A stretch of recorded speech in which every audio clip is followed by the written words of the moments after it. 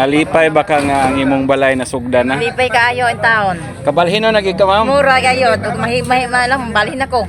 Oo. Kay guba na ang payag. Ang ilang payag to adito sa Ilawom Katunggan guba na gid kaayo nya. Mao ning iyang balhinan karon no. Kana anha sila mo balhin uban sa iyang mga dalaga. Amo gay gibuhatan og balay si Ma'am Sigis tungod kay wala na siya ibana ang iyang bana nga priso sa Surigao kay namadlak man lagi.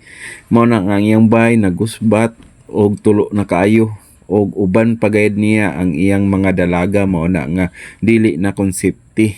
Mao na nga amo dayong giari og atong tan-awon ang ilang daan na balay didto. Mao ning balay nila ni Sister Sigis oh. Mao ni Sister Sigis. Mao nagigila ba gyud di sila diri sa Katunggan. Guba na gyud di ay. Bikitas po, karo diri brad. Mao ning among gitabangan sa among welfare ministry sa among simbahan. Sipe, ayaw giha. Dili ah. Ayaw diha gara-gara. Dili. Gusbat na. Ikuha na ko tong kahoy nga kuan. Grabe gyud di ay. Ano din soda? Lisod kayo.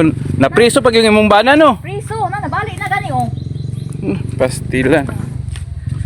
Anyaon sa man to, makalugwa pa to? Kun may piyansa ko no. Ayun na. 30 sama na. Maning kamot na lang siya. Kamot na lang ay, lisod ko kayo magluon ko bangko. Mao. Ana ade ka diri sa kuan Ilawom Katunggan taon. Maayo na to didto, nambalhin na ka didto. Kayod mi. Kaluyan mahuman. Pastilan kaluoy gyud di ay sa ilang sitwasyon. Ako wa na lang ko dinha mo panik sa ilang balay kay basi og mahugmak. Mao ni nga amo gayud gi padayon ang paghimo bisan tuod og wala pud mi mga kwarta. Nag-amot-amot mi voluntaryo para gyud sila nga makabalhin diri. Uban sa ako nga mga kaubanan, mao ning among presidente sa welfare ministry nga ming tambong sad og naghatag mi og gamay nga pinansyal nga aron makapalit-palit og material kay para nga mahimo gyud og makabalhin sila.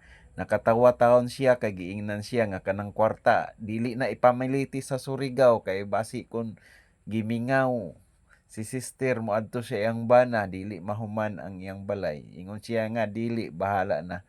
Nagrelax mi dinha, nag-break time. Unya dinha di ay ang si Sister Romulo nagdala og bugas iyang gihatag kang Sister Sigis. Salamat kaayo. Salamat Sister King sa imong gihatag nga panalangin nga bugas.